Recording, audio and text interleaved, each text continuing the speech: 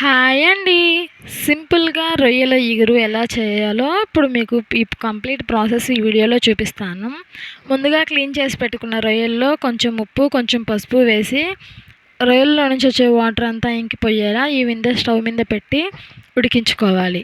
ఈ విధంగా నీళ్ళన్నీ ఎగిరిపోయాక ఉడికించి పెట్టిన రొయ్యల్ని పక్కన పెట్టుకోవాలి. టమోటాలు, ఉల్లిపాయలు ఈ విధంగా పెద్ద పెద్ద ముక్కలుగా కట్ చేసి మిక్సీ జార్లో వేసి మెత్తగా గ్రైండ్ చేసి పక్కన పెట్టుకోవాలి.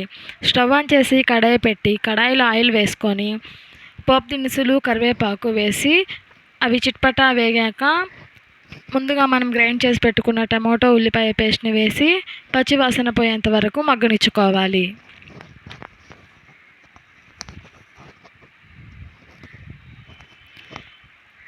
రెండు నిమిషాలు మగ్గాక కొంచెం ఉప్పు, కొంచెం పసుపు వేసి మరొక 2 నిమిషాలు కలుపుకోవాలి.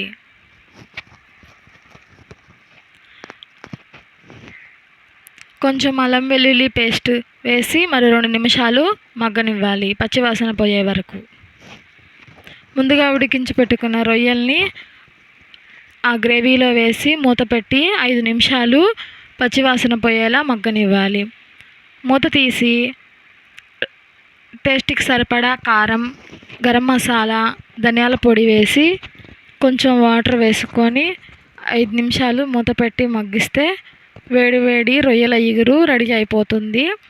ఈ విధంగా ట్రై చేయండి ఫ్రెండ్స్. చాలా అంటే చాలా టేస్టీగా వస్తుంది. మన ఛానల్ని ఫస్ట్ టైం చూస్తున్నట్లయితే ప్లీజ్ సబ్స్క్రైబ్ చేసుకోండి. మీకు నచ్చితే లైక్ చేయండి, కామెంట్ చేయండి. Thank you for watching.